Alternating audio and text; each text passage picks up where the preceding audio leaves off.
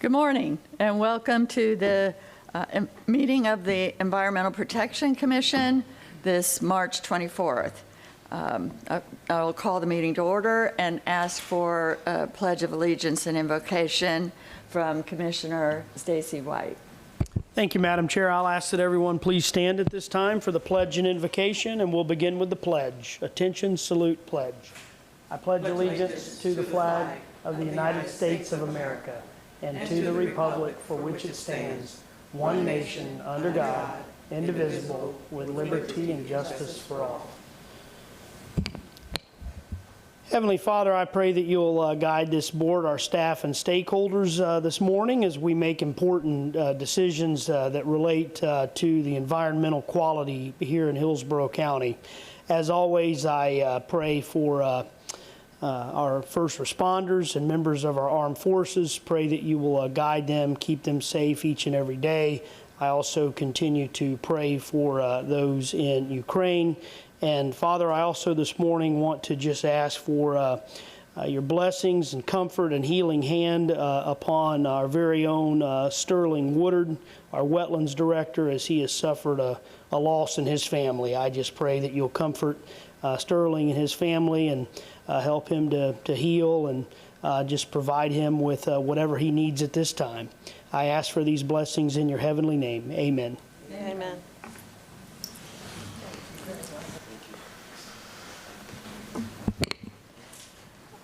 And at this time, we'll have a roll call. Good morning. Smith? Here. Cohen? Here. Hagan? Here. Kemp? Myers? Here. Overman? Here. White? Here. Thank you. You have a quorum? Thank you. And almost called you Commissioner. I know I'm looking for a different name, though. Ms. Lorton. Yes. Thank you, Commissioner. I think we're on item 3 now, which is, are there any changes to the agenda? And there is a change to the agenda. We're going to be removing a 9B, which is a presentation regarding ozone. The individual, Missy Smith, who would be delivering that, is sick, and she spent a lot of time on that presentation. So we're just going to push it off to the next month. And so those are all the changes that we have today on this agenda, Commissioner. Do we have Move to? the change? Yeah. Correct. All right. And we've got a motion to accept the changes by Commissioner White, second by Commissioner Myers. We need a roll call vote. Smith? Yes. Cohen? Yes. Hagan? Yes. Kemp? Yes. Myers? Yes. Overman? Yes. White? Yes. Motion carried 7-0. Thank you. And let the attendance records show we have a full board. All right. We have no recognitions and proclamations today. No, Commissioner, but we will in the next few meetings. We have some retirements coming up, but no recognitions today, and no public comment that I'm aware of as well. And no public comment, just checking last minute. Nobody else has, Move the consent. all right. I'll move the consent agenda. Second. Got a motion to approve the consent agenda by Commissioner Cohen, second by Commissioner Overman. We'll take a roll call vote. Smith? Yes. Cohen? Yes. Hagan? Yes. Kemp? Yes. Myers? Yes. Overman? Yes. White? Yes. Motion carried 7-0. Thank you. And that brings us to the regular agenda, starting with the budget presentation. Ms. Lorton. Thank you, Commissioner. We'll be moving to 9A. Elaine DeLue will give that presentation on our FY23 budget presentation. Just to let you know, when I started in 2015, the administrator at that time liked us to bring forward any new decision units to the board, and if the board blessed them, they would pass them on to the administration. Through this process, I always talk to finance, so I've had conversations in the last several months with Bonnie Weiss, Tom Fessler, and Mr. Bricky yesterday. They're very supportive of what we're asking for.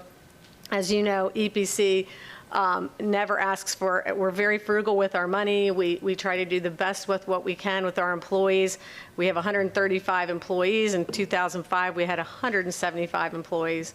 So to let you know, we're dealing with 700,000 more people and a lot more impacts. But we try to do the best we can with technology and all of those things and moving people around. So we have a request. Administration's been very supportive, and I'm going to let Ms. DeLue go through that request with you. Thank you. Ms. DeLue, you're recognized. Good morning, Commissioners. Elaine DeLue, EPC Staff. I'll be reviewing our budget requests that were submitted to the County Administrator. So let me pull up my presentation.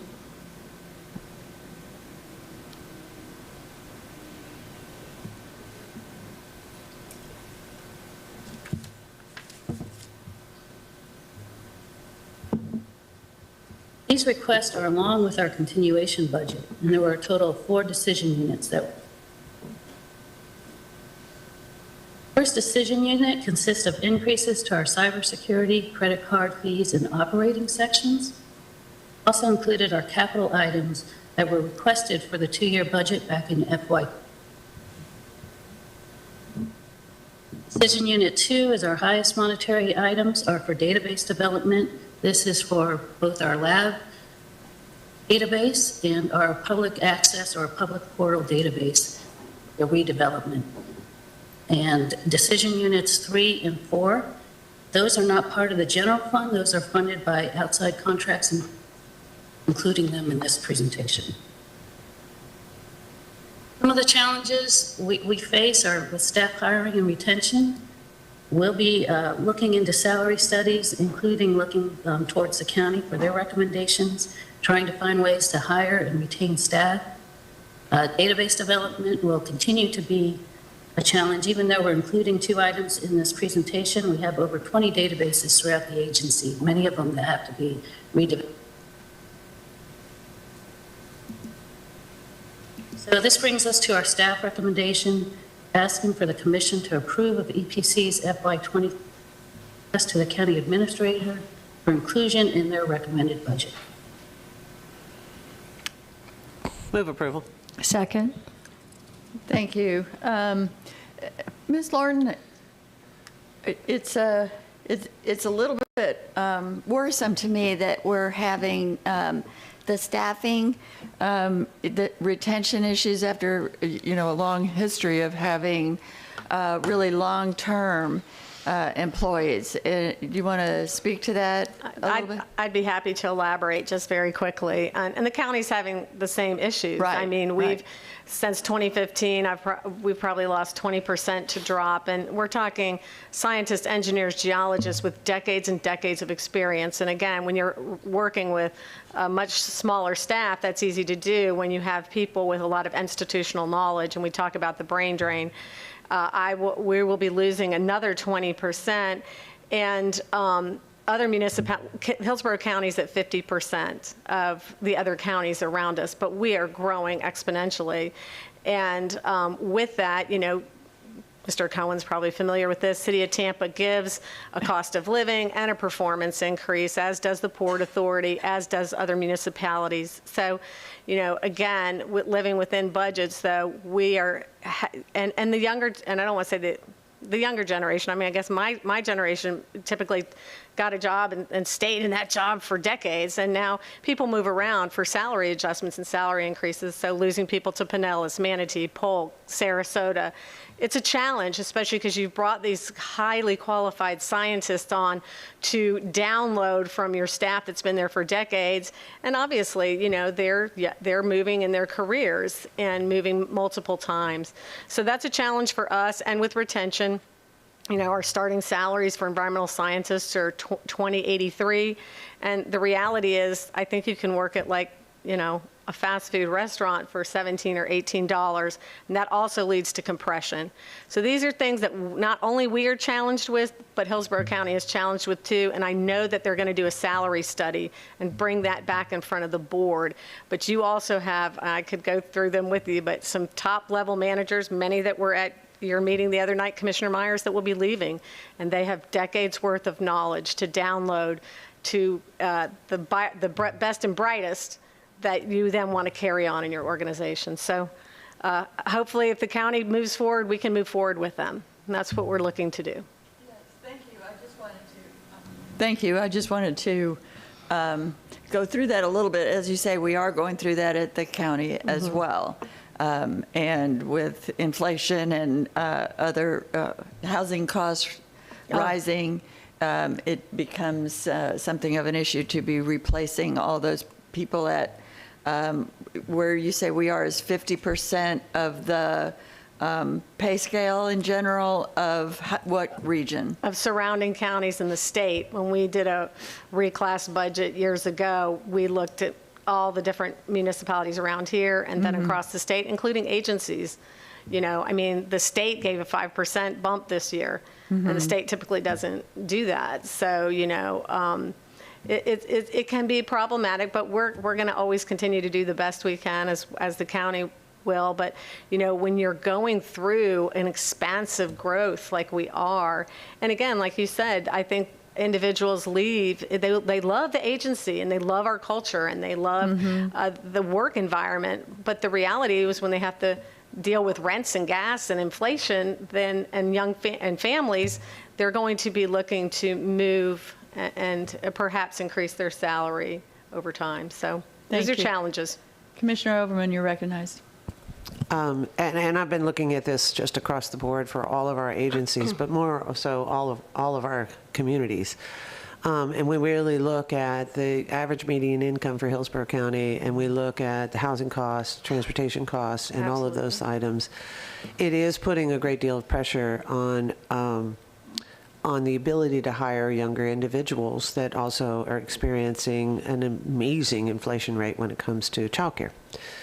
And demographically, we have fewer workforce human beings just in general because of the shift of the baby boomers moving into retirement as we're seeing. So I'm pleased that we're going to take a look at that salary study, because we do need to make sure that we're competitive and holding on to folks, because the turnover isn't really a problem, obviously, but the acquisition is. And when you look at household budgets, it has nothing to do with how much they love the job. It's how much our home values are, you know, when you're spending 50 to 60% of your income on housing and transportation, it then becomes problematic for an employee to make the choice to stay. So I know we're looking at that as a county as a whole, but we'll need to take a look at the Alice report as well as the Schimberg housing report to really give you some perspective on what you're trying to compete with. It's not necessarily for the talent, it's for the economic environment that we're living in. So thank you. Correct. And Commissioner, I'd like to add, you know, almost every individual at our agency is a degreed person, and many times with masters and doctorates. And so I know when I went to college what it cost, and I know what it costs now today. I have a prepaid for my grandson just to lock the tuition rates. Then you come out of that with debt, and then you're entering a workforce, you know, with salaries that probably need adjustment. So. Thank you. Thank you very much. Do we have a motion on the budget? I thought we did. But I did, yeah, so, I did a And I saw a moved. second. And where did the second come from? Me. Oh, okay, you're good. Who was it? Motion from Commissioner Overman, second by Commissioner Kemp. We'll take a roll call vote. Smith, Yes. Cohen, Yes. Hagan, Yes. Kemp, Yes. Myers, Yes. Overman, Yes. White. Yes. Motion carried 7-0. Thank you.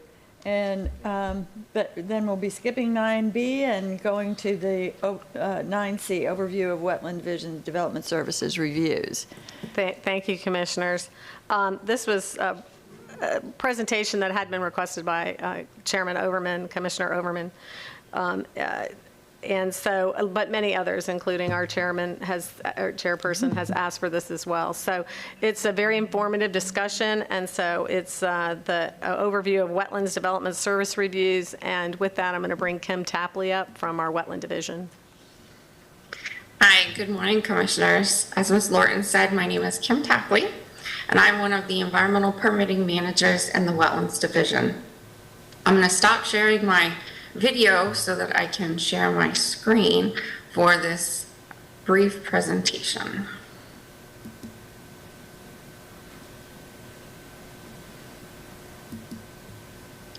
All right, can everybody see the presentation? Yes. Perfect, thank you. Late last year, Commissioner Overman requested a briefing to better understand how the EPC Wetlands Division interacts with county development services. The presentation will provide an overview of the EPC Wetlands Division review and the role they play in the Development Services Land Development Review process. This will be accomplished by outlining the processes involved with Wetland Development Services reviews, focusing on Hillsborough County Development Services projects, and highlighting EPC's part in those processes. This photo of Tampa highlights that our county not only values wetlands, but finds ways to integrate them into our development plans, with this wetland, the Hillsborough River, being the main ecological attraction for downtown Tampa.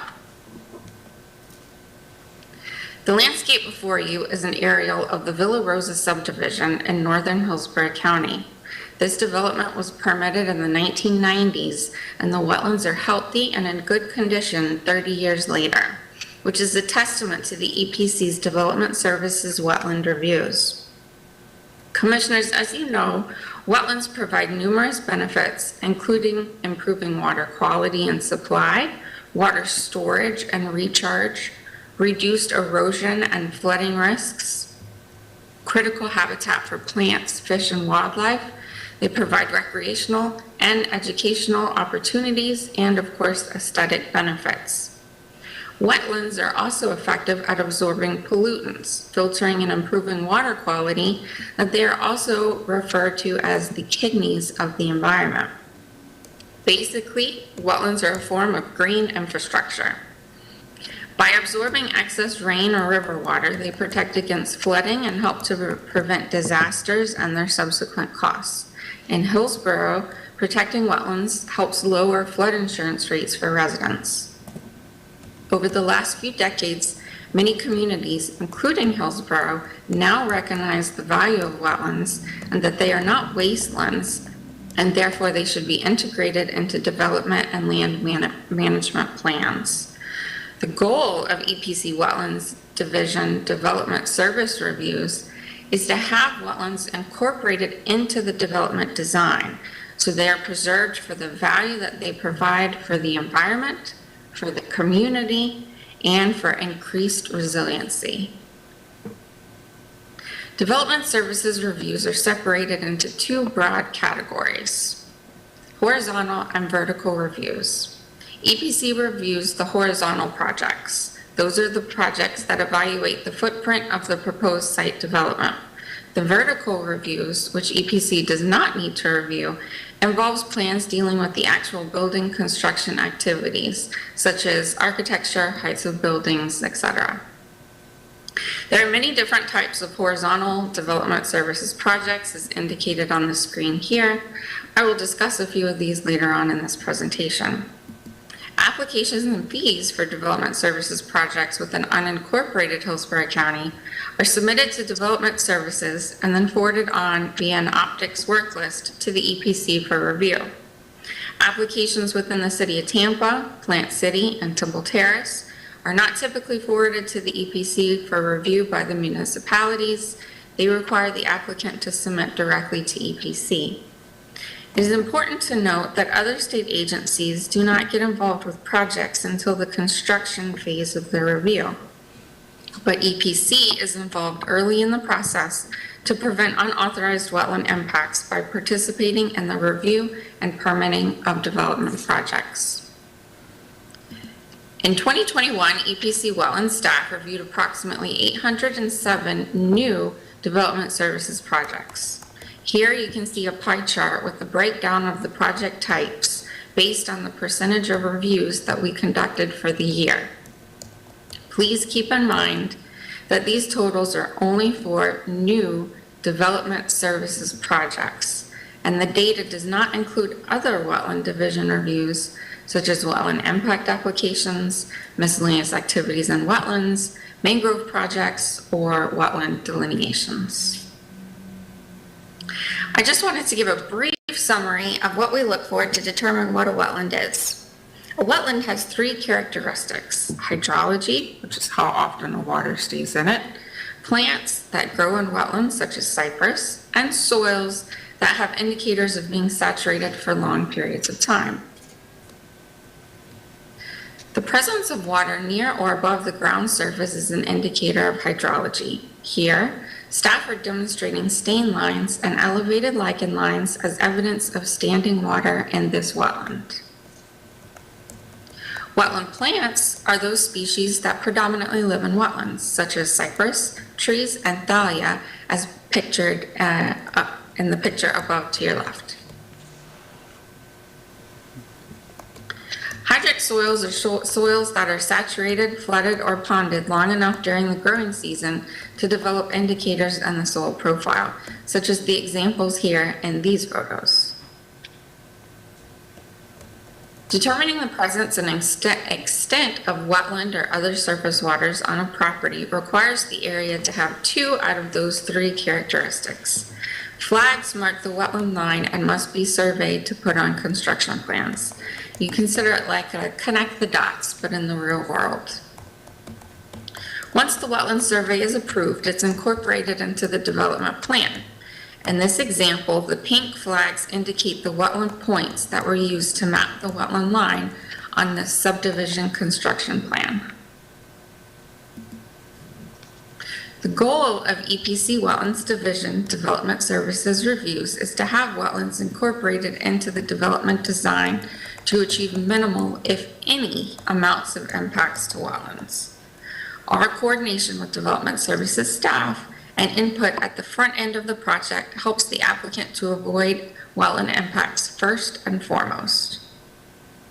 If impacts are needed, they will need to be justified in order to meet the reasonable use portion of the rule. The Wetland Rule and the basis of review Chapter 3 has guidelines on how to achieve reasonable use. Minimization of the impacts will also be evaluated at this stage. If the impacts are approvable, then mitigation is required to achieve no net loss of wetland function. Since 2014, EPC has received over 1,000 acres of conservation easements, both voluntary and required for mitigation. The overall development services projects generally follow this process as seen on the screen. The comprehensive plan amendments wind up on the future land use map, and the future land use map drives the next process, which is the zoning and the preliminary plan review. At the beginning of the project, the site plan is malleable, like Play-Doh, and our involvement in the process in these early reviews results in the avoidance and minimization of wetland impacts.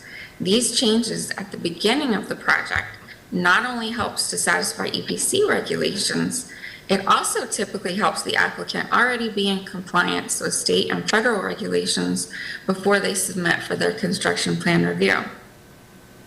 By the time the project gets to construction plan or final plat stage, the site plan is more locked in. It's like trying to reshape Play-Doh after my kids have left it out overnight. It's very difficult because it turns hard as a rock. Unfortunately, it isn't until the construction plan phase that the state and federal agencies typically review the project. The last step in the EPC development review process is the as-built. In the next few slides, I will discuss a few of these project types.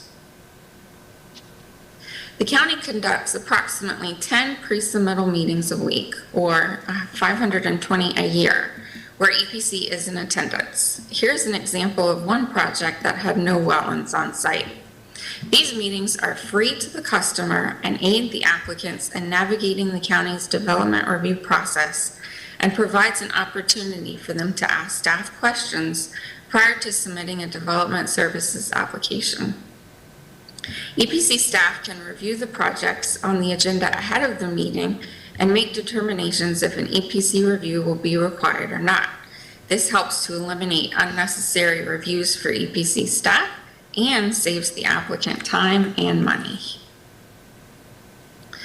The purpose for EPC Wetlands staff to review rezoning applications is to provide guidance to applicants and county partners as to the presence and position of wetlands on a parcel that may raise development concerns due to the type of proposed zoning. If wetlands are proposed for impact, EPC staff work closely with Development Services zoning staff during this review process. In this example, the first zoning site plan submittal depicted over 1 acre of wetland impacts for the proposed development. After working with EPC staff and multiple site plans later, the site was redesigned to preserve the on-site wetland area. For these reviews, if field work pertaining to the site has already been conducted, a site visit is not necessary. Otherwise, a site inspection typically will be conducted so that the wetland can be characterized in anticipation of the construction review and assurance that the rezoning is not proposing wetland impacts. While rezonings do not of themselves create impacts to wetlands, they can be the first step in a chain of approvals that can impact wetlands. Failure to review these projects might lead to the building of reliance for wetland impacts on the part of the applicant. Zoning is the foundation for guiding future land development. EPC's first look at a parcel often occurs at this stage in the land development process. The basis of the preliminary plan review is to provide the applicant with the determination as to whether or not the concept of the proposed development will comply with the wetland regulations. The preliminary plan shows the conceptual location of streets, stormwater features, buildings if it's a commercial plan, and lots if it's a subdivision. If wetland impacts are depicted, EPC staff will recommend a resubmittal of the plan and work with the applicant to redesign the plan in order to avoid wetland impacts. At the construction plan stage is typically where the state and federal agencies are involved in the review of the development plans. The approved construction plan becomes the plans of record and as such must reflect the specific standards required by the LDC and all reviewing entities. EPC staff review includes the comparison of the wetland line shown on the construction plan with that of the approved wetland surveys. This provides guidance to the applicants and county partners as to the presence and position of the wetlands on a parcel. Staff also checks cross-sections where graded features interface with the wetland setback or the wetland line. They check for any unauthorized wetland impacts. They check the dimensions and locations of approved wetland impacts and verify the specifics of a mitigation plan. In this example, the green is the wetlands, the gray is the subdivision road, the red shading is the approved wetland impacts for road crossings, and the blue coloring are stormwater and floodplain ponds. A review is also conducted by the EPC Wetlands engineering staff to make sure that wetland hydrology is maintained, that flows are not redirected, and that seasonal water elevations of wetlands are not altered between the pre- and post-development state. The engineering staff also reviews the depths of proposed pond excavations and may require soil borings to ensure that geological confining units are not breached, such that water quality will be compromised and or cause a wetland drawdown. The final plat will be recorded in the public record and available to all persons conducting title searches. Major goals of a final plat review are to ensure the accuracy and correct label of the wetland line, the wetland conservation area or wetland preservation area, and the presence of the applicable wetland area note. If a property owner wants to make sure that their lot is in compliance and legal to build on according to the LDC, or if they want to split the parcel into one additional lot, they can apply for a certified parcel review. While Development Services reviews this application against the standards of the LDC, EPC's staff review is conducted to ensure that there will be no impacts to wetlands as a result of the property division. The wetland line can sometimes be a factor, but as a site plan is not recorded with the parcel certification, establishment of the wetland line is not absolutely required. Staff most often has to conduct a site visit in order to complete this review. Staff will evaluate the plan and determine whether the parcel can be split with no adverse impacts in future development projects or access issues. EPC's final step in the development review process is an as-built review. These are reviews to confirm that the site was built according to the approved construction plan and no adverse wetland impacts have occurred or will occur to wetlands from the completed construction activity. The final as-built construction designs are evaluated in the field to ensure that the water is moving in and out of wetlands as designed. The photo in the top left is an example of an inspection where there was no water flow from the structure. With EPC's boots on the ground for the as-built review, staff was able to discover the issue and work with the developer to have the problem corrected. The bottom photo is an inspection of the same structure after the contractor dug a swale to allow the water to flow as it had been designed. The photo on the lower right is an example of what could happen if water did impound a wetland due to a block structure. As you can see from the photo, Commissioners, the wetland trees did die. Thankfully, that wetland has since been restored. In conclusion, this presentation has summarized the value of wetlands and the role they play in the development services reviews of Hillsborough County. Our well-established coordination between EPC and Hillsborough County Development Services is a benefit to the customers by being a one-stop shop from large to small developments, and most importantly, a benefit to the citizens of this county by protecting our natural wetland resources. And with that, that concludes the presentation, and I can open it up for questions. Thank you very much. That's a very, that's the kind of presentation I like. Meaty, but concise. You know, you get everything there very well explained, including the Play-Doh to the rock granite mountain. Commissioner Overman, you recognize. And exactly, and I want to say kudos to your staff. We've definitely benefited from the excellence that you bring to the table. I did have a couple of questions as a consequence of this meaty presentation.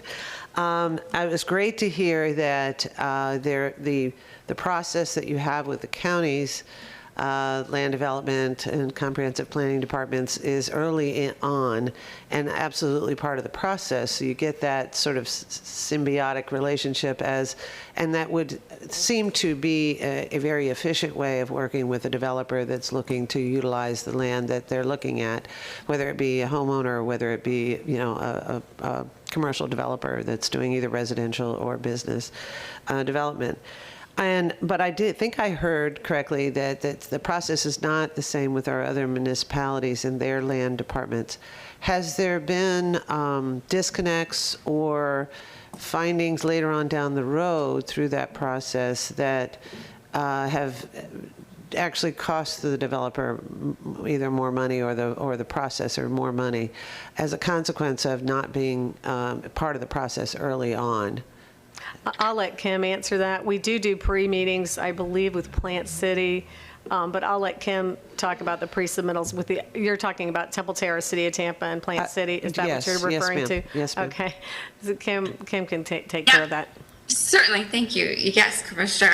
The process is different for the three municipalities.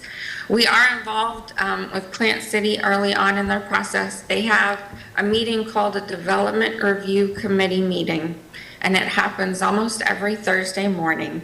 And we get an agenda. It is very similar to the pre-submittal meetings that Hillsborough County has.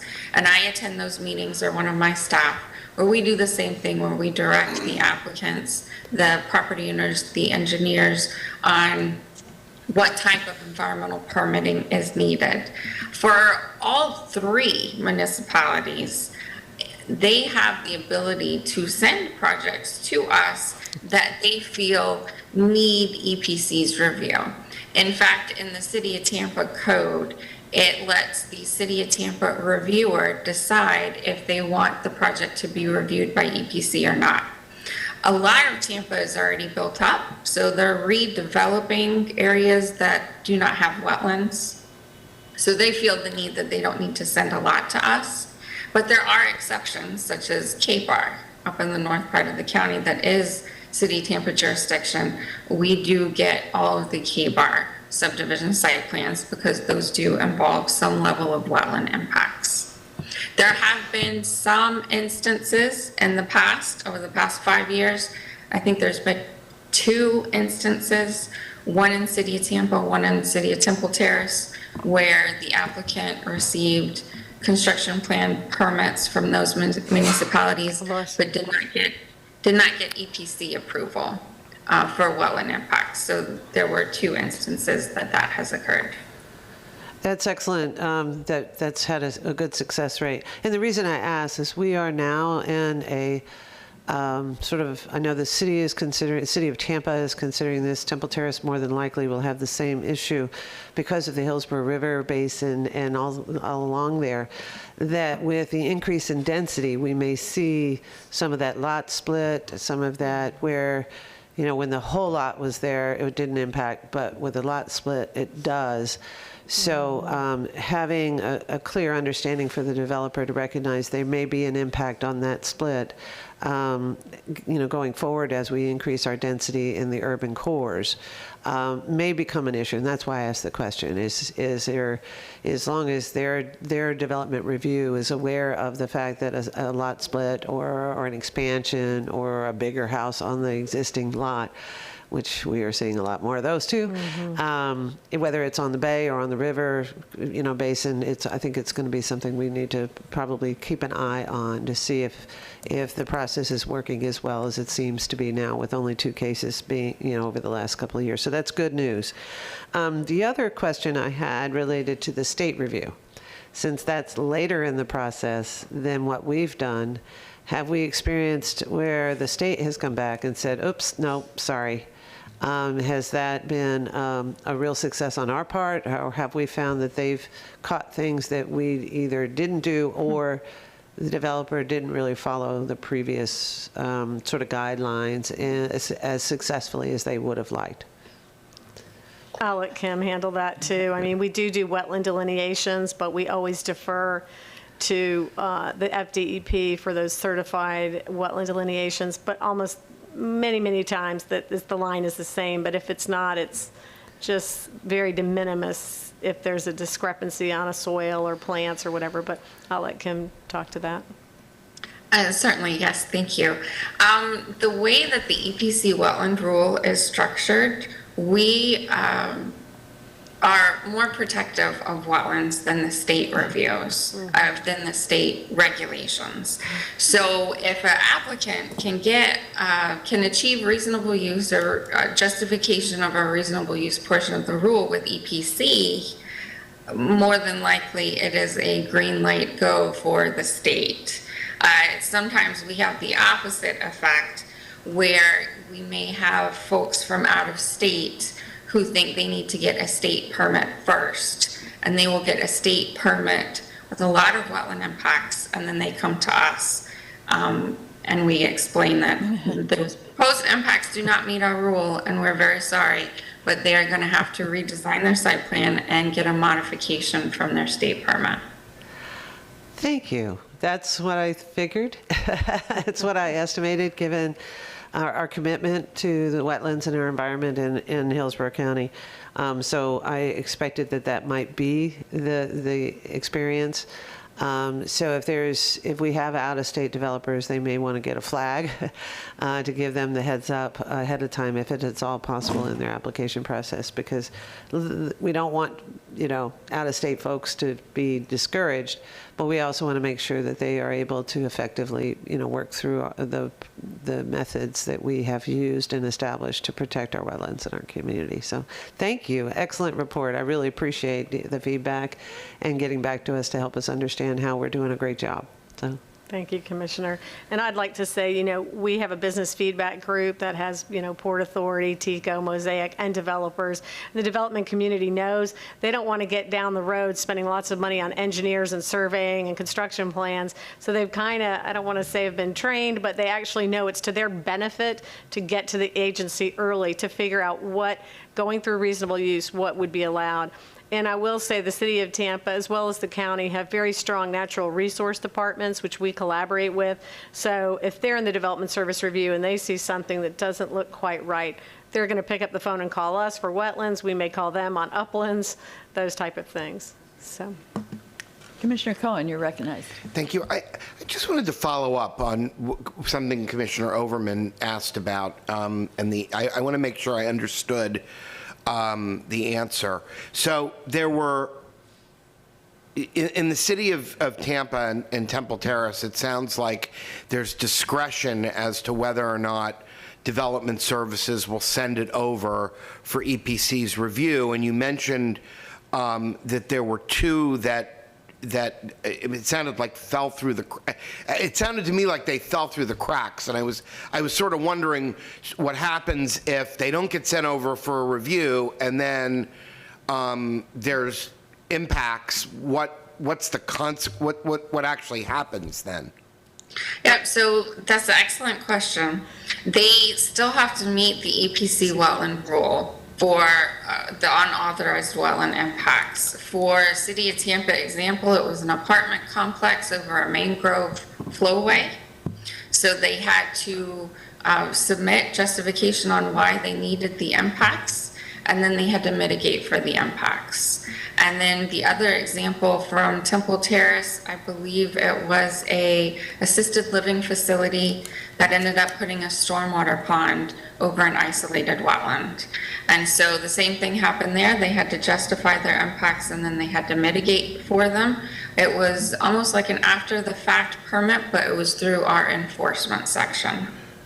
But the point is that there was ultimately accountability in what happened. It just didn't get caught maybe earlier when it would have cost the applicant less money, but it did get remedied.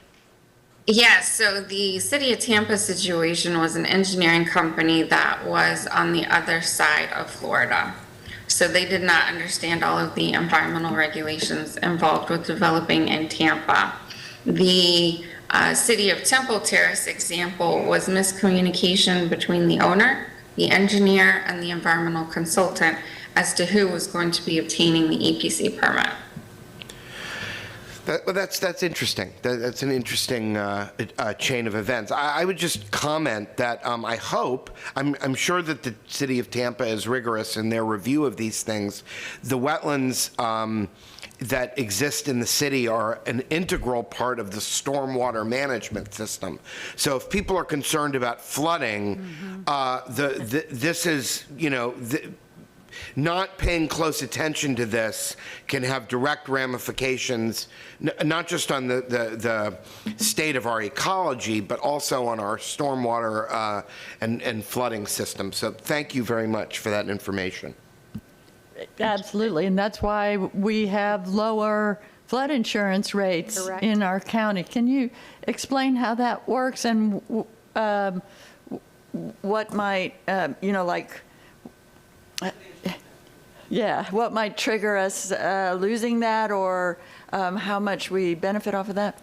Yeah, I can bring back, we typically have had it in the annual report before, so I don't have the calculations in front of me from an economic impact. But obviously, if we were to, I'll give you an example. Towards the south of us, they lost thousands of acres for big areas down in the Sarasota, DeSoto area. They don't have a strong rule like we have. And so, flooding can become an issue when you wipe out all the wetlands. So we'll bring those calculations back to you. But, like Kim was saying, we scrutinize and you have to minimize all your impacts. So, but we do pay less flood insurance in this county. So I'll get you a comparison, maybe with the surrounding counties like Sarasota, Polk, Manatee, and I'll get that information back to you, what that economic benefit is. but it's a real economic benefit. It has been quantified before, and we have brought it to the board typically in our annual report. Right, thanks. I wasn't asking for those figures off the top of your head, but just, yeah, that high level. Thank you very much. Commissioner Kemp, you're recognized. I'm just going to say quickly that thank you for raising that again in terms of the insurance rates. I always think it should be on the front of every EPC annual report. We are saving you insurance dollars, and it's not a big enough deal. And I remember it being quite substantial, and especially for the new members of our board. I think we can't talk about it, highlight it enough, because it's really it's really substantial and important. And as well, the Cypress rule. In terms of the state, most of the state, I guess that you can remove 90%. Can we just highlight that a little, the difference? Kim can talk to that, but yes, they have a much stricter, a much more liberal rule, and we've actually had somebody come up for logging and wanted to log a big part next to Green Swamp. And it was a very contentious thing right before I started. And that property has since been sold. It was in the north area off of Knights Griffin, and it was a substantial taking of cypress. So Kim can talk to that issue as well. Yes, certainly. So the state has different regulations for a number of things, protecting wetlands, logging, for instance. I don't know the exact figure of the percentage amount of cypress trees that can be logged, but it is very substantial. The key takeaway for the difference between the EPC rules and the state rules is that the state exempts wetlands that are less than half an acre if they're isolated. It doesn't matter if they're man-made or they're natural. If it's half an acre, there's no justification for impact and no mitigation required. So that is the key thing. Also, the way the rule is structured is different in the aspect that if you impact a wetland and you want to build a very large mitigation or go above and beyond to mitigate that wetland, that can help your justification to impact that wetland for the state. Basically what I tell people is that if somebody's going to build a Taj Mahal of a wetland, then that helps justify their impact for the state review. EPC is different. Our rule is structured where it's two distinct processes. The first process is the person has to justify their impact based on reasonable use, that you need that impact to achieve reasonable use of your property. If you provide that documentation and justification, then we can discuss what your mitigation is going to be. But the mitigation does not help justify the impact. I just want to thank you for the explanation. I sometimes even get nervous of sharing how careful we are and how we're looking at this. But I do think the insurance benefits, not to mention the ecological and the real benefits of not being underwater as a county, literally, are important to highlight. Well, and Commissioner, to add on to what Kim was saying with these mitigations, wading bird went off.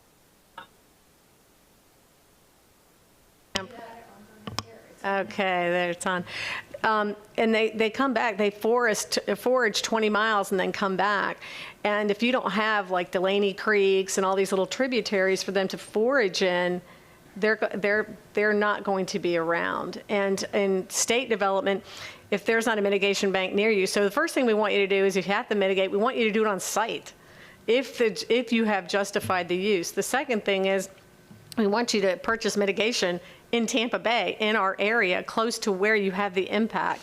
And it's like mangrove credits. A lot of those are going, there's not enough mitigation banking. So then they allow you to go farther. So they allow you to go to Polk County or Hernando County. Well, how does that help foraging birds and wildlife in this area. So I think that is a good thing about our rule. And Commissioner, you talk about the economic impact. I think there was an article in the Sarasota Herald Tribune about the economic impact of red tide. We talk about water consumptive use. You're going through that with Tampa Bay Water and the cost of water for the future, but we all remember spending $1 billion of taxpayer dollars during a drought, which will come again. So set-asides for the environment, it's funny, the developers do understand this now, that there's an economic driver to the environment that allows people to come, that allows clean water, that allows wetlands to thrive, that allows wildlife. And now we're starting to quantify what that economic benefit is.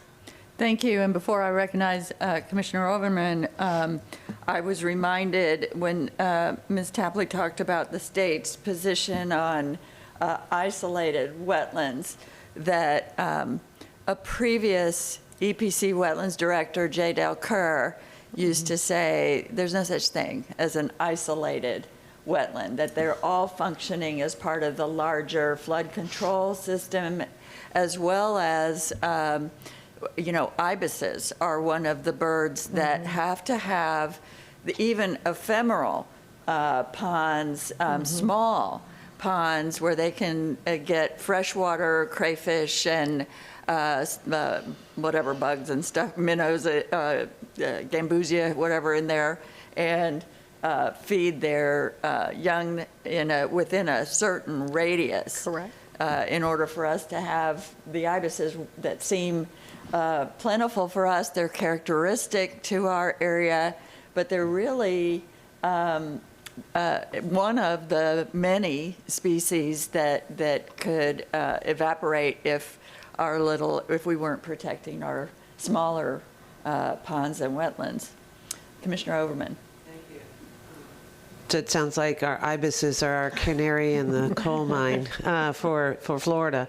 But I do think it's really valuable to help elucidate the regulation here is actually costing less money. The cost benefit of having the regulation in place actually saves not only the developer when we do it well, so they don't have to pay for the re-engineering cost and they don't have to start all over, or they know up front how to prepare for the best case scenario for them to be successful and have their project move efficiently through the process of development.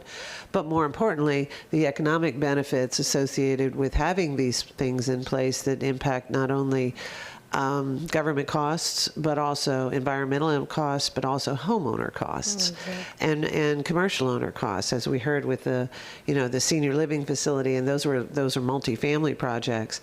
The long-term savings of getting it right the first time, and the financial impact on the lower insurance rates and other governmental costs, such as stormwater, really make a difference. And I think celebrating that and making sure that we use that information to help the rest of the state get it, I think would be very valuable to Hillsborough County as a whole. So thank you so very much for this information. It's been hugely enlightening, so thanks. Thank you, Commissioner. And I do believe that the state is taking up looking at the protection of wetlands, and we've been doing it for 50+ years, but they're starting to realize the problems with stormwater, flooding, habitat loss. I mean, people always protected the uplands, but not the wetlands, and now they're seeing you got to protect them both. So. And thank you. And I just have a couple of questions. It's been a really good discussion.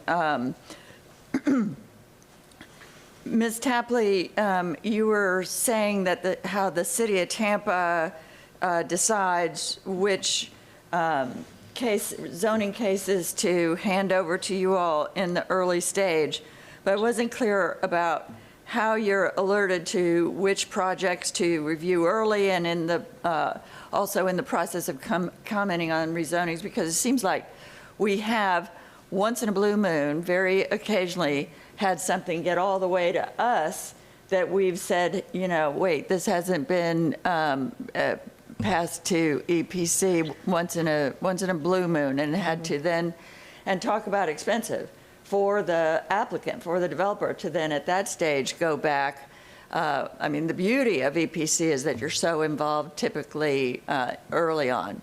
But how exactly do we make sure that nothing falls through those cracks? Yeah, that's an excellent question. What happens is for zoning specifically, we get transmittals from zoning staff via an email.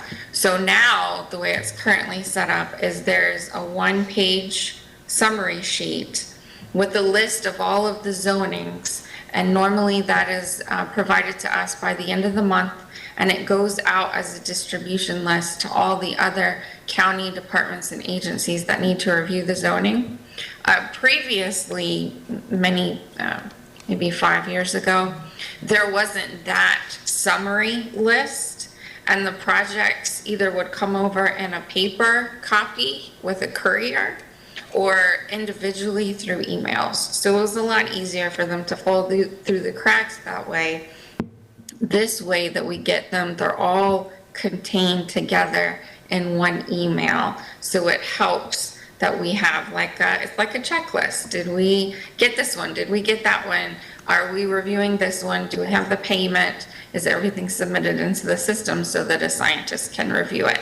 And then on the very rare occasion where a zoning doesn't make it to that list, the zoning reviewer, because we have such a good working relationship with development services, zoning reviewers, they will just give us a call. They'll give me a call, shoot me an email, say, hey, I haven't seen EPC's comments for this. Can you let me know what the status is? Thank you. Ms. Lauren, anything? Yes, I mean, we do have a great collaborative working with development services, but I do want to thank Kim Tapley because there were some that fell through the cracks. Sometimes, I mean, there's actually been consultants who submit a plan to a new reviewer at the county and it doesn't show wetlands on there.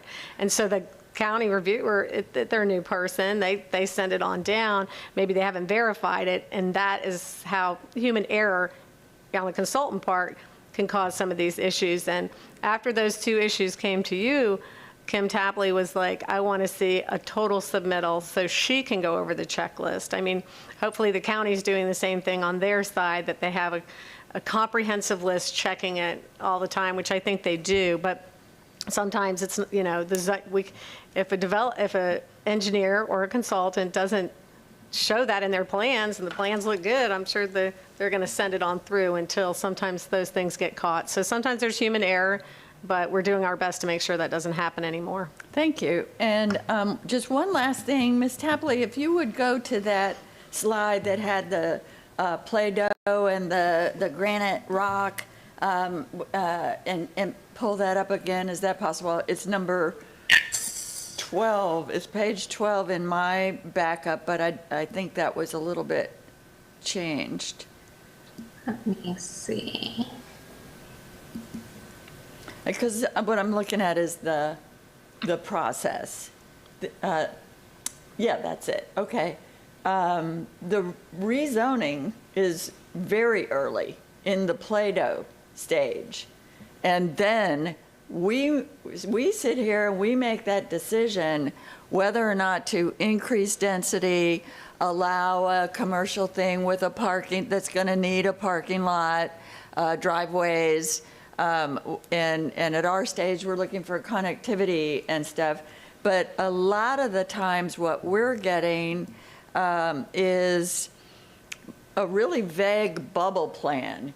We're not seeing the lots and the wetlands so much. We're seeing number. It's going to be, 240 whatever units or with a convenience store or something. And so if you would go like 3 slides, 2 more slides ahead to the rezoning, the next, that's it. So we're not seeing a lot of this. Mm-hmm. And so by the time it gets past us, the only thing between determining, oh my gosh, you're never going to get 400 units on this site with the wetlands, is you all. Correct. And we've already said you can have 400 units, plus the parking lot or whatever. So does that figure in to reasonable use? The wetland rule depends on making sure that the property owner can achieve reasonable use. And if that means they have to damage wetlands and fill in wetlands, they can do that if they meet that criteria of reasonable use. My question is, have we at the early Play-Doh zoning site stage already ratcheted up what you are going to consider is reasonable use? Or will you, I mean, because once we've said you can have 400 units, how are you going to say, no, you're never going to get more than 150? You know? Right, I'll let Kim answer that, but then when they come in, we have said you'll need to remove 5 houses here or this there, because, for justification. But there is some reliance when you make decisions, just like when things come to us from DEP. But we do our best, and sometimes they don't get all the units or the entitlements because they're not meeting our reasonable use. But I'll let Kim answer that.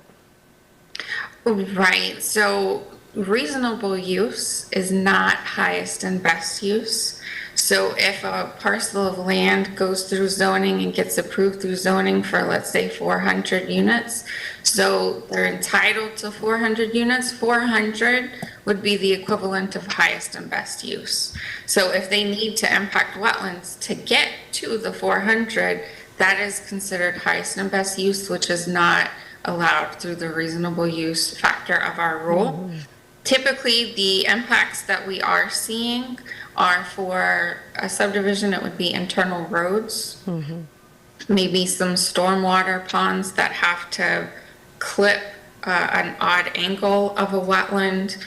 We typically have not been seeing folks apply for impacts for lots. There are the rare occasions that they will come through and apply for whole apartment buildings in wetlands, but we come back to the rule, which says it's not highest and best use, it's a reasonable use of the parcel.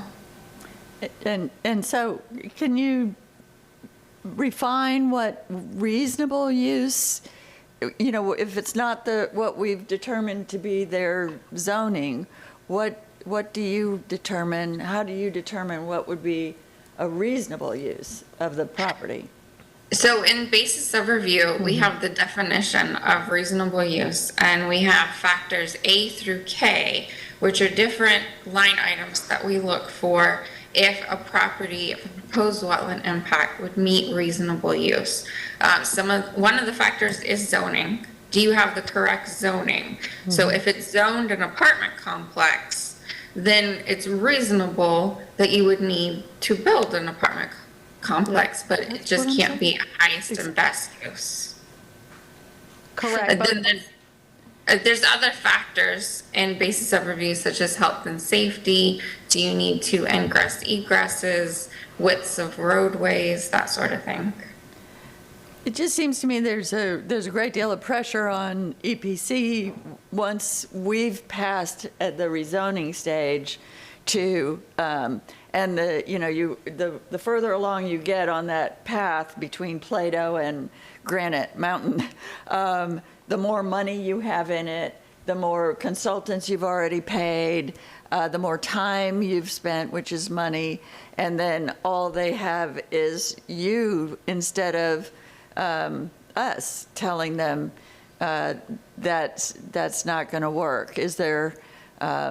Anyway, it's a concern of mine. Is there that we ratchet that up at the zoning stage, sometimes with a bubble plan. So sometimes it might be better if we. Well, a lot of times it would be better if we had more of a site plan with the actual, at the zoning stage, with more of a plan of what they're actually thinking they're going to get out of this. I think a lot of business individuals and developers, they don't know if you're going to get the comp plan, so they don't want to spend all the money on engineering and surveying and all this to not know, am I going to get the use? First, I need to understand, can I have that use? And then the other thing is the zoning. But obviously, the devil's in the details, commissioners, and the more details you have, the more you can understand what's going to be impacted. The less details you have, the less you can understand. What we are in the process early, and we do our best. And I will tell you, in the 6 years that I've been here, the development community has done a good job of understanding it benefits us to come to EPC early, to understand what our reasonable use would be, and to understand how we would have to justify working around these wetlands. Does everyone do that? They do not. But for the most part, most of the builders and developers understand our process. Sometimes they come from across the state and they may not understand our process, but we will still do our best. And, we had a hotel that was trying to justify an out parcel and a bunch of rooms, and they kept resubmitting, and they were on a conservation easement from DEP. They were willing to vacate. And, but they did not, in our opinion, meet reasonable use. So so they would have to have less rooms, so we do our best to go through that criteria and have legal sufficiency when we're talking to them. But it does put pressure on the agency. That is correct. Thank you. Commissioner Kemp, you're recognized. So these are kind of getting to the macro a little more, which you triggered, but I'm just, so we've had, in the 50 years of the EPC and the struggle to do that, we've obviously had much more big advances in GIS and LIDAR mapping and, designating and finding. And I know that, or at least I think, that you all have been working on some comprehensive mapping of Hillsborough County vis-a-vis wetlands. Like, I know that you go in there after the fact or at the beginning, maybe have, like Commissioner Smith says, the bubble plan. But I'm just wondering about any possibility. Number one, wetland delineation almost before the fact, or do you see that as being anything in the future that could be possible? And my second question about that, both before and after the process or during the process, I've been very concerned about conservation easements because what I've seen several times is prior rezonings that were done here, and they set aside as a promise to get their densities and whatever, an area of wetlands that they blocked off. And then a decade later, they come back and they go, well, we have this area of wetlands and we want reasonable use of the wetlands, or and so it seems to me that there should be a requirement of some sort for a conservation easement over those wetlands to guarantee into the future the protection and the idea that there was a bargain made at the time.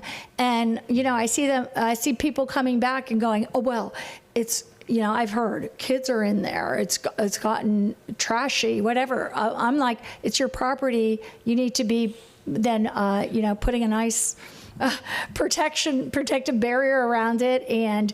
But it's somehow, I just don't know about the management, the enforcement, the protection, the guarantees in the future. So that's a big kind of macro question, but I'd like to. I think at one point somebody sold the wetland piece. Right. And so then the next person is like, well, it happened more than once. I only have this. So what's the reasonable use of this that the previous owner had guaranteed to or promised to protect? Correct. Are you talking, you're probably referring to Racetrack, which was a big case on Bloomingdale. And I will tell you, since 2015, when we mitigate, they have to put a CE on these wetlands, okay? But if they don't mitigate and there's wetlands on site, they're not required to put a CE. We have been asking developers and have gotten a great response to have voluntary CEs put on all remaining wetlands. since I started, and that's been very successful. But it's not a requirement at the state level either. So there is a concern. I mean, I went to a recent LUHO hearing, and people were going into the setback issues, and that's not us. We don't deal with setbacks and if it's vertical, sometimes it just is an automatic process.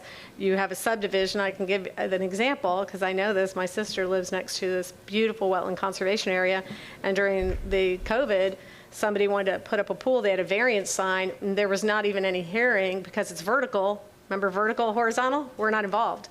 And so there's a big CE out there, and then all of a sudden, this pool goes in. And they're like, well, it's de minimis. It's only 600 square feet.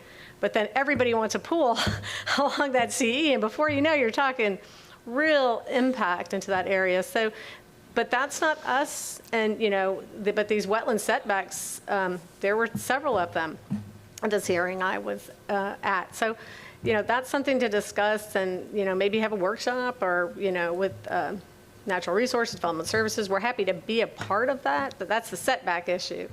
That's not what you're, talking about with these, the wetland impacts. So, well, there's a myriad of issues, and that's one of them, the pool. And it wasn't just, it was racetrack at Bloomingdale, but that wasn't the only one. No. There's been about 5 of them since I've been on the board 5 years, but there's been about 5 times where I've been disturbed, and in a couple cases they didn't get that far, but a few cases they came here and they were given the right to change the development. I objected. I don't think it should have been done because that wasn't what originally was done, but I can see where the conditions had deteriorated greatly, and they just made that argument, and there it goes. And I just don't think it should be permitted, to use the word. Right. Well, Commissioner, I would say you would probably have 20 times that if it weren't for the agency coming forward and saying you can't. But the people they subdivide and parcel and subdivide, and then they're like, well, this is what I have, and I want reasonable use. And, the reality is you bought a wetland, the taxes were nothing, it's been a wetland forever. But the legalities of arguing that, can often offset that you have to have some allowable use there. So, but that's pretty far and few between. But these are great philosophical conversations. We're happy to come back with more discussions. I'm just happy we're doing what we're doing, and we're doing a good job right now, but we can always do better with our protection, And that was no criticism, of course. I just want to understand, because I think it could be, it could be better. It is coming back to get us from what was being done earlier, and I don't want to continue to perpetuate that possibility, because no one knows what in the future, may I learned something too, being in this position. I think we have CEs, DEP has CEs. Sometimes they're double CEs, and anything that I can get a double CE on, I want, because EPC is perpetual. But there were projects proposed where DEP would vacate their CEs, and I do agree with you, Commissioner. Once a CE is put on there, that's the whole purpose, was to have the CE, but there are impacts coming forward at variance hearings and such, or pool enclosures that are affecting those CEs, and I thought that was the whole purpose of CEs. So that's I guess a discussion for another day. Well, it's a good point, because we can require that or ask for that at the zoning stage often. And by the way, when we're talking about CEs here for the public, we're talking about conservation easements. Commissioner Overman. Thank you. And I think, this is a good, timely conversation for us to make sure that we're engaging EPC's excellence when we're looking at our comp plan amendments and the most recent update to the wetlands area. We've also been addressing the issue associated with comprehensive text amendments, and Commissioner White's recommendation that they come as a combination with a zoning application, because then maybe we will be able to identify something beyond the bubble example, so we can address those issues when we're seeing a shift from the comp plan that we've adopted that puts wetlands as a protective measure within our goals and policies as far as the comp plan.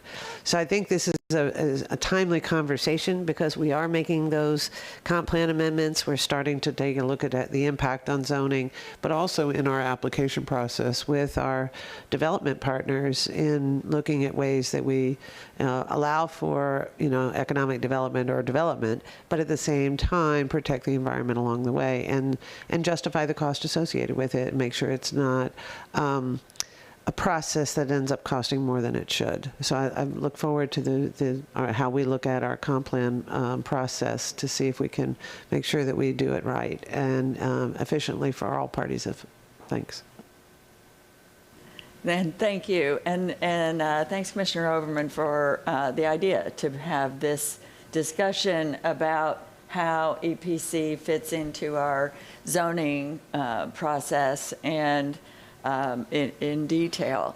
And Ms. Tapley, thank you very much for answering all our questions and for putting together that presentation. It's been a really productive conversation. Thank you. Thank you. Thank you so much. And thank you, Kim, again. And Kim did share that. I had a conversation with Adam Gormley the other night. So they're very familiar. Again, we work very well with Development Services. And so they had seen that presentation as well. So with that, we'll move on to the next item, which will be the legislative update with Andy Zadro. Good morning, Good morning. Andy Zadro.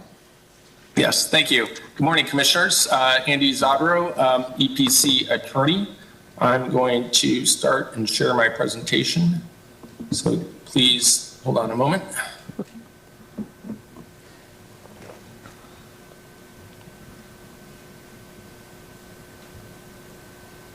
Everybody see that? Yes. Yes. All right.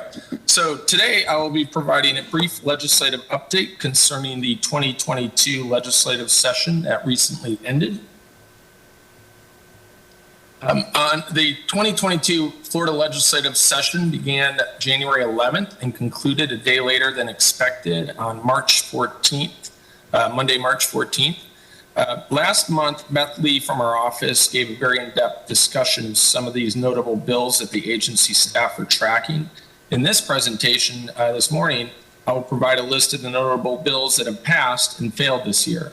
I'll also provide a brief summary of several of the bills that passed and that are currently being sent to the governor. So this is a list of the bills that passed. The bills identified here all passed the 2022 legislative session are currently being sent to the governor. I just recently looked, none of them have been signed yet, but they are on their way to the governor for signature. The agenda item provides summaries of each of these bills that passed this session. The bills that passed include Senate Bill 620, business damages, which I'll explain in a moment. The next bill is Senate Bill 518 concerning tree removal and the preemption law. This bill provides for better standards for the tree trimming and tree removal preemption law that was enacted several years ago that identified the dangerous tree. Although the preemption law is still in effect, the new law this year provides much clarification on the scope of the old law. Most importantly, that is limiting it to only single-family residential properties, and it better defines the standards for a dangerous tree. That now requires a specific finding of what's termed as an unacceptable risk by a certified arborist. Senate Bill 882 concerning critical wetlands. That is a bill that passed for the water management districts to create lists of these critical wetland areas for future potential purchase. The next bill, House Bill 909, is the agricultural lands and pesticides, which again, I will explain further in a moment. House Bill 967, golf course best management practices, or BMPs. This bill provides for a certification program for golf courses for water and fertilizer application that could exempt the golf courses from local government restrictions on those subjects in the future. The next bill is House Bill 1475. That is PFAS. Again, I have a slide for that specific, so I'll get to that in a moment. Finally, there is House Senate Bill 1380, MARTA, or referred to as the Marketable Title Records Act Amendment, which will make it easier for the EPC to preserve its conservation easements from extinguishment. There were some concerns with that, the MARTA, Marketable Title Records Act, that certain restrictions, including conservation easements, could be extinguished after 30 years. This bill helps protect our EPC conservation easements that we have. So I will provide a brief background of a few of these bills that may directly impact the EPC. The first up is the Local Businesses Protection Act. That is Senate Bill 620, which creates a cause of action for Florida businesses that challenge a county or municipality ordinance or charter provision that they believe is harming their profits. This bill will allow businesses that have been established for at least 3 years to sue local governments over ordinances if the ordinance will cause a 15% or more loss in profit. Similar to claims under the Burt-Harris Act, a business is required to submit a demand letter with a written offer to settle with the government prior to filing suit. A county or municipality also have the opportunity to cure by repealing or amending the ordinance. If a business does file suit, the ordinance would be suspended until the case is resolved. And in addition, attorney's fees are optional for the court to grant in favor of the businesses if the court strikes down the ordinance. The amount of damages, business damages that may be recovered by a business may not exceed the present value of 7 years lost profits or an amount equal to the business gross receipts for the 60 months preceding the date of enactment of the ordinance or charter provision. Note there are exceptions that have been incorporated into the bill. For example, the ordinance or charter provision to comply with state or federal laws, building codes, fire prevention codes are shielded from a cause of action. Additionally, counties and municipalities are not liable for damages after the enactment of an emergency or temporary emergency ordinance or ordinances relating to contracts or the adoption of a budget. Next slide is the Pollution Control Standards and Liability Act, House Bill 909. This bill provides for the presumption of compliance for pesticide application on current or former agricultural lands and contains extensive preemptions for local governments from conducting site assessments and providing for remedial activity requirements on these lands.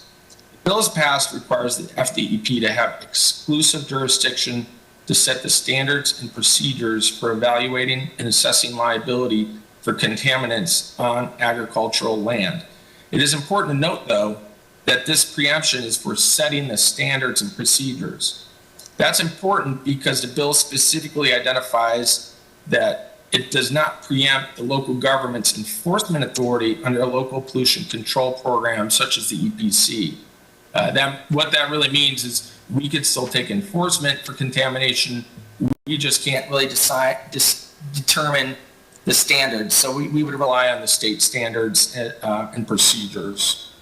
Now, the bill only applies to lands currently classified as agricultural and not those lands that were formerly classified as ags. They may not be in agricultural use now, but they have to be currently classified as agricultural. The next is PFAS. It's been a subject of contention for many years. This is House Bill 1475, which affects the regulation of these chemicals referred to as PFAS, or perfluoroalkyl and polyfluoroalkyl substances. PFAS are man-made compounds that provide oil and water repellency, chemical thermal stability, and often they're used in firefighting products, and that's where a lot of times they come up at the airports and different firefighting products. Although they've been phased out, they tend to stay in the environment, and that's why the state's looking at regulating them. This bill will require the DEP to create specific cleanup target levels for soil and groundwater contamination of PFAS substances by 2023. Now, this is helpful because currently there are no cleanup target levels. And one area of contention in the past is under a Brownfields Cleanup. Under a Brownfields Cleanup agreement, property owners get incentives to clean up their properties But if the property is only contaminated by PFAS, the property owner may not qualify for that program because there's no exceedance of a specific cleanup target level, and there's no target level to require a certain remediation.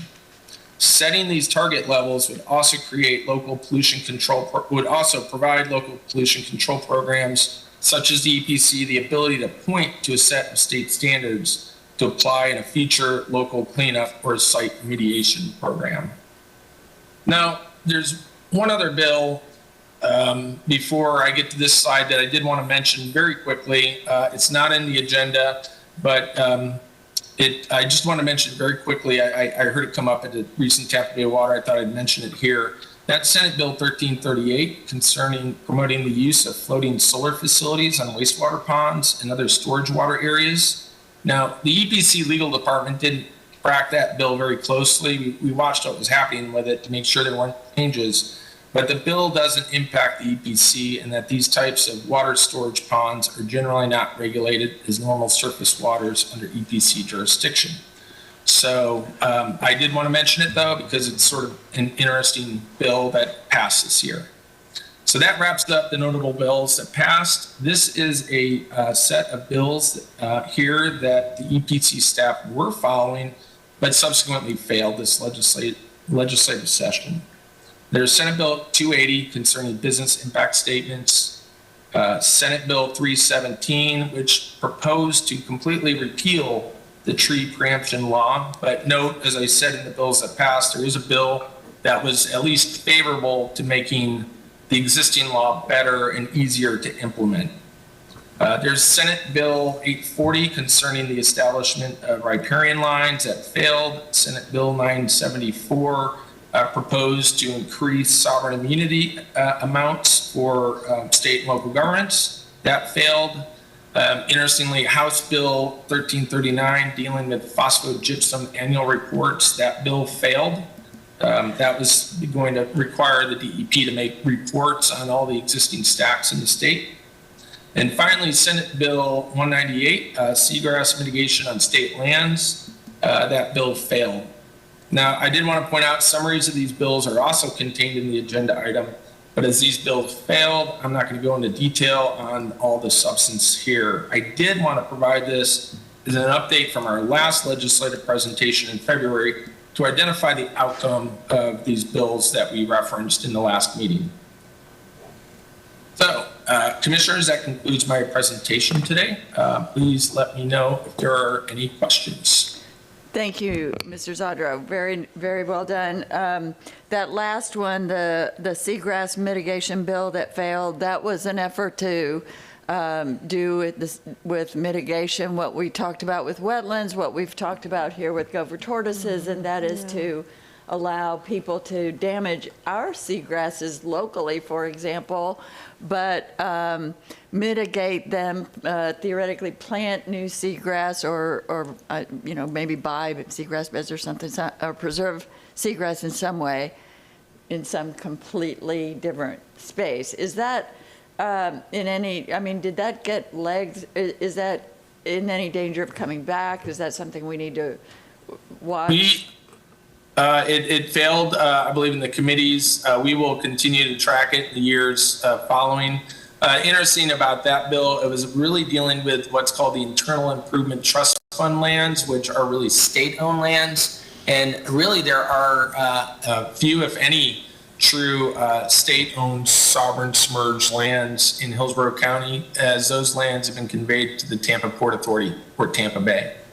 But we will continue to follow that. Yeah, it's still, that concept could come back in any way. Commissioner Kemp, you're recognized. Thank you.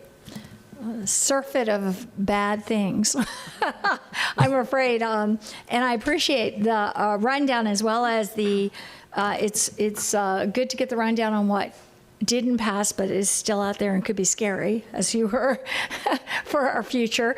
But I was really interested, and I know you said Tampa Bay Water, on the floating solar, because when I was on Tampa Bay Water, I did raise that at the time because I'd read that they were doing it in China, then Japan, then California to float solar on their reservoirs, and they were even projecting that it could be something that could provide in California at the time. This was about 2 or 3 years ago. I read directly from my phone from when I was on the dais there with regards to providing something like a third of the energy for the state of California, cool the panels, and protect the reservoirs from evaporation. So I appreciate that. It's just interesting. I know you don't have much information. It's just interesting that something passed with the state. So I guess we'll I'll be interested in following that and maybe seeing whatever implications are there. But as well, and I know that this wasn't something that the EPC was charged with tracking, but it is something that we here wrote a letter about to our legislators, and I don't have the bill number or name with me right now. I call it the Kill Rooftop Solar Bill in Florida, which we objected to, I think unanimously, when we sent a letter to the state and knew it was very supported by, in particular, Florida Power and Light, but by the 4 larger monopoly companies in the state of Florida. So it looks like that bill is moving to the governor's desk at this point. And I mean, I guess there could be a veto, but I don't think that's very much projected to happen. But I just wanted to note that if you have any information on that bill as well. That bill is House Bill 741, the solar bill, and yes, it did pass. And the intent of that bill is to gradually phase out net metering. And what net metering is when a private producer of solar electricity into the grid, they get paid back at the same rate that they purchase that electricity at. And so it's an incentive to even put on more solar cells onto your property, because you're going to get a check at the, potentially the end of the year or every month. But what this does is it gradually phases it out and allows the Public Service Commission to adopt fees for those private solar uses. Thank you. That's all I just wanted to, and it's always good to hear what we're going to be facing for the next who knows how long in terms of, for me, most of the things that I see are disappointing in terms of what we have to deal with in our future, but appreciate the report. Thank you.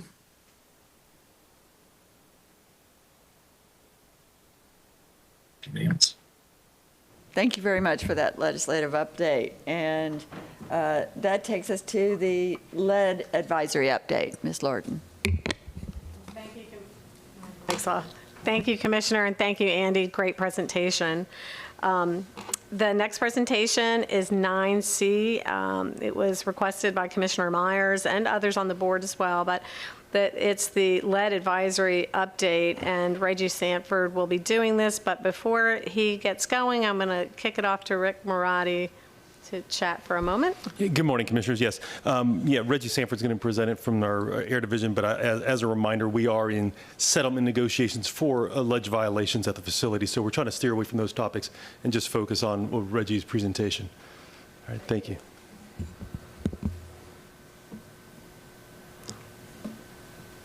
Reggie? Good morning, Commissioners. Reggie Sanford, Air Division. Let me share my presentation with you.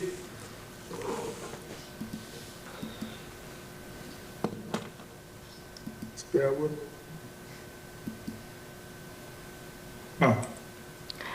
Yeah, you're going to need on my screen, I'm having a little bit of a problem. Do you want Mr. Brewer to share your slides? Communications can share it if you'd like. Okay, that'll be perfect. Thank you.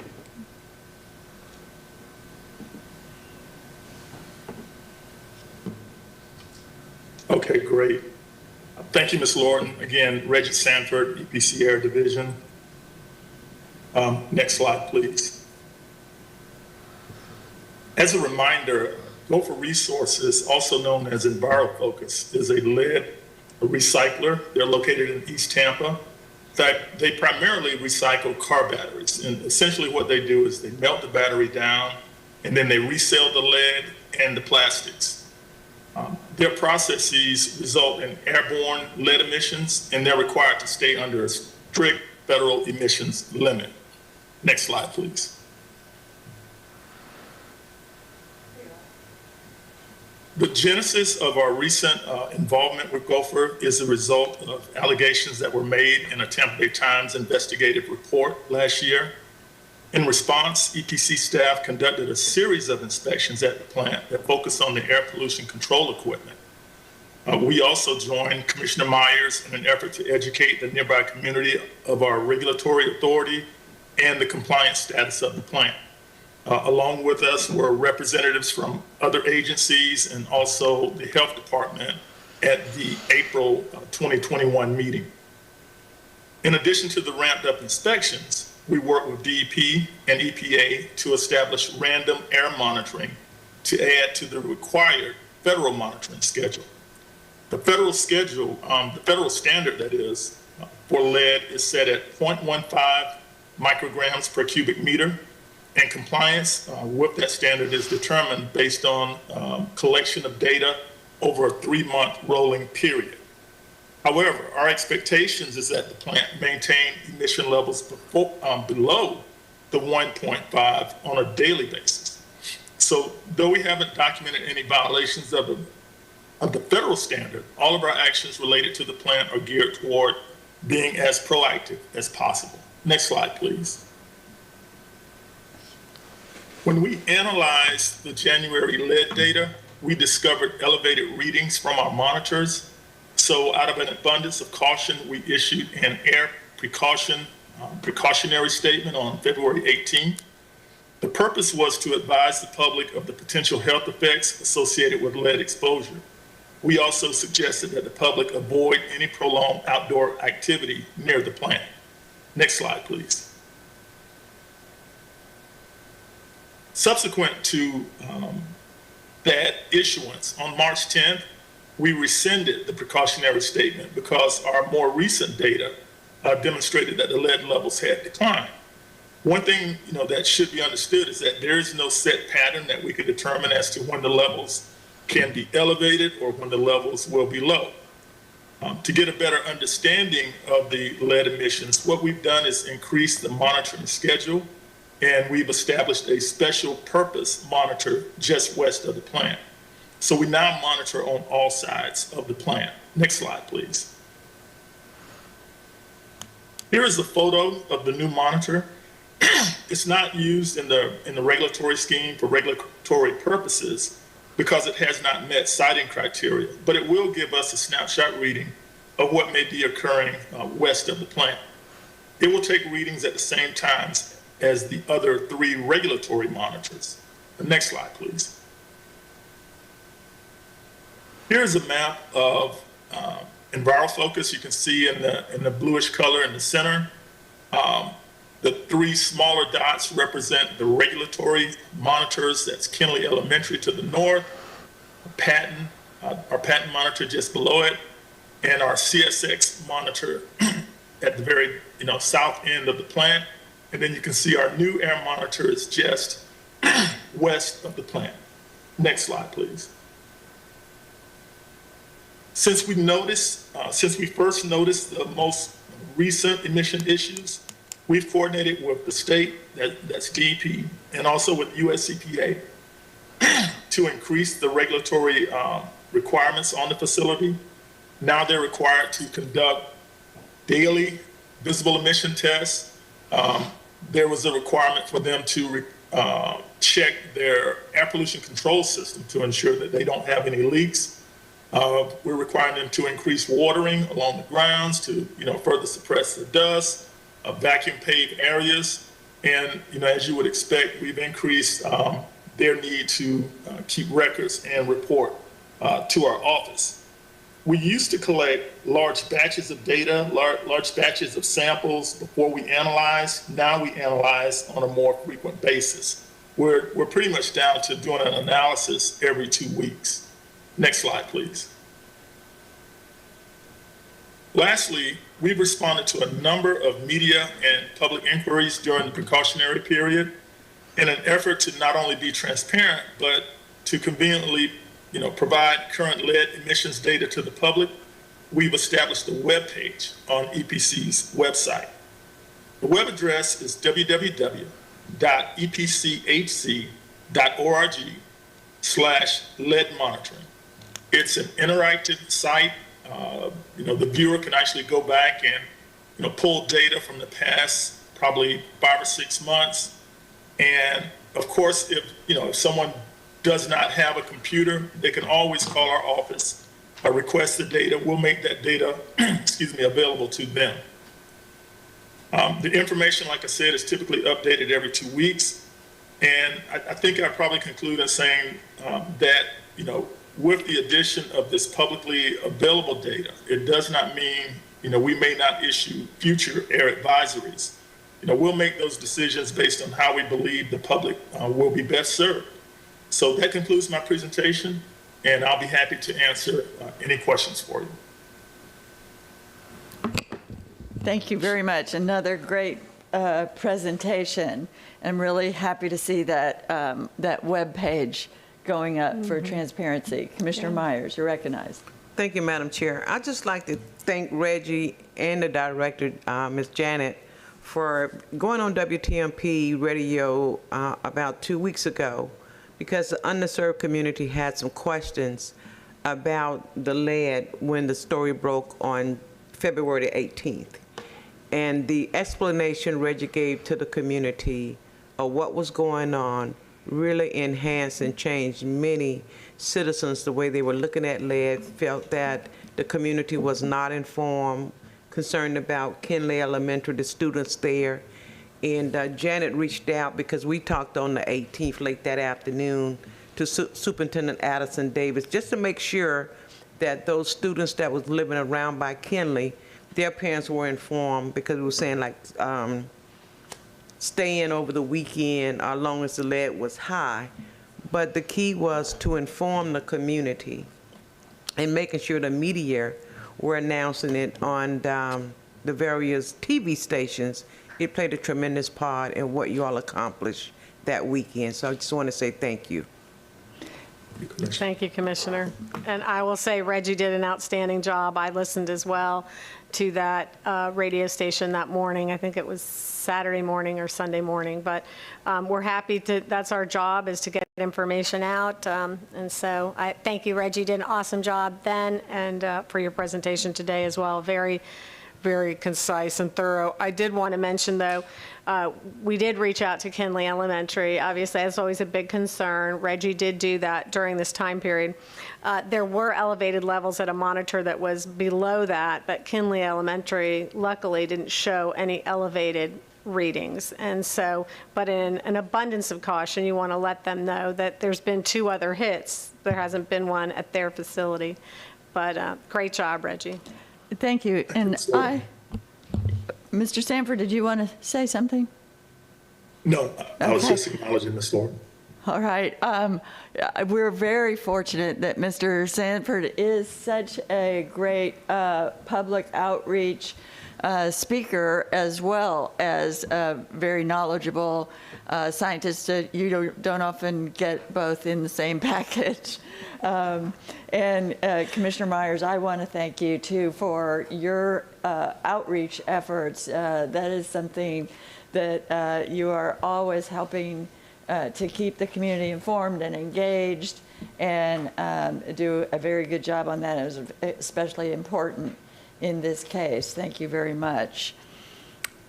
And seeing no further discussion, we can move to the Executive Director's report. Thank you, Commissioner. And I just have a couple of slides, but before I begin, I would like to just mention kind of for the Commissioner's edification, we have two groups that I interface with. One is the business feedback group. The other is the environmental feedback group. And this is so I can, get feedback and hear concerns. The environmental feedback group, we've lost Jan Platt and Dina Levengood. And we still, I think, have Vivian Handy. I'm not sure if Pamela Jo Hatley is still involved.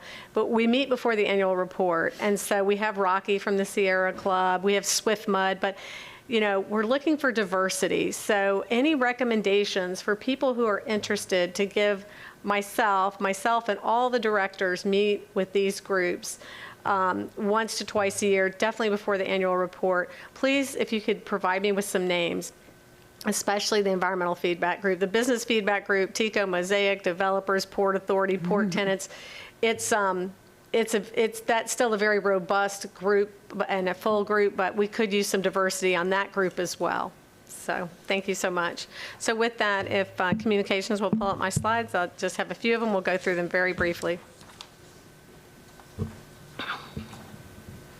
Thank you. Next slide, please. That's it. Perfect. The outreach season is off to a great start with the return of in-person events. These are just a few of them right here. I just want to thank and I appreciate our volunteers for their participation and community support, which help make these events very, very successful. Next slide, please. Here are a few of our planned outreach events scheduled for March and April. March, April, and May are very busy outreach months. The first one, Florida State STEM Fair in Lakeland, will be next week on March 30th. The DEP's Southwest District's office open house is on April 6th, and that is a wonderful event. If you want, they have tables and everything if you want to understand what DEP does. Nature's Classroom will have an open house on April 9th. EcoFest this year, it was on Julian B. Park Lane, but I guess we're celebrating it at Earth Day at Mosey on April 23rd, Museum of Science and Industry. EPC is hosting a tree planting ceremony in honor of Arbor Day on April 27th for approximately 100 Terrace Community Middle School students, followed by an outdoor EPC Expo at the Roger P. Stewart Center. Staff volunteers will conduct live demonstrations of engineering equipment and educate these students about the work we perform at EPC. Next slide, please. Commissioners, we have much to celebrate in May, and I'm excited to announce the return of our EPC Airfair on May 5th at Poe Plaza downtown. It's a wonderful event. It's a free event. We've given trees out before. There's food products, and we invite all of you to join us on May 5th. It's during the lunchtime hour. Next slide, please. Additionally, local middle and high school students have until April 25th to submit their photos to EPC's 21st annual photography contest. Winning entries will be displayed at the Clean Air Fair on May 5th. We plan to recognize the top 3 winners during our EPC May meeting. And for students that are interested, contest rules and entry information may be found on our website at epchc.org. Next slide, please. EPC Wetland Staff is also hosting a virtual wetlands tour series for American Wetlands Month in May. A video and newsletter will be published weekly on our website and social media accounts during May, which will feature each of the 4 local parks shown on the screen. EPC will also offer wetland scavenger hunts this year to encourage people to visit these parks in person. Participants that complete the scavenger hunts and submit their forms online will earn special certificates of participation for each park they visit. Next slide, please. Reggie Sanford and I attended Commissioner Meyer's town hall meeting this last Tuesday for communities held and it was at the State Fairgrounds. What a lovely event center. The communities that were represented were Buffalo Estates, Kenley Park, Kings Forest, Orient Park, and Sugar Creek. And Commissioner Myers assembled staff, county staff, Hart, property appraiser, sheriff, and the tax collector, as well as EPC. And I will tell you, it was well attended and a lot of good questions. Many HOA entities were there as well. And the person who got the most questions was Joe Gross from Code Enforcement. He was called to the microphone frequently.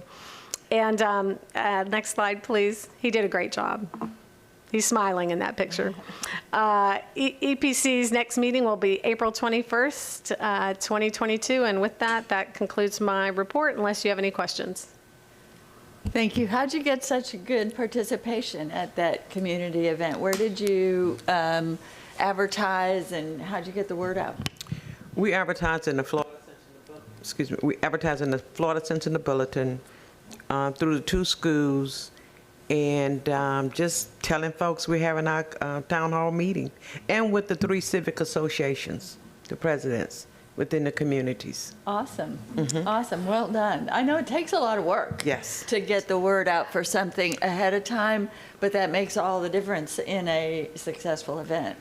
And I appreciate the comments, but the citizens enjoy us coming to them and sharing what the county has to offer. And at the same time, we're listening to their concerns and issues and being able to address those right on the spot. Yes. Yeah. And Commissioner, I'd like to add, I had found out about it. I knew because I get Commissioner Myers' weekly newsletter. And so she covers a gamut of issues in there, but that was the first thing that I saw. So even before the request, I knew that she was having that special meeting. Yep. Well, I think that about wraps it up, unless anybody has any future items they want to bring forward, any ideas. We can always get with you later if there is anything. Absolutely. There is an interest in noise, and we are still working on that presentation, and that will be coming forward because there's been a lot of noise complaints and noise rules from the city and this and that. So we will be bringing that presentation forward very soon. Thank you. With that, we're adjourned. Awesome. Thank you. Everybody have a good afternoon. You too.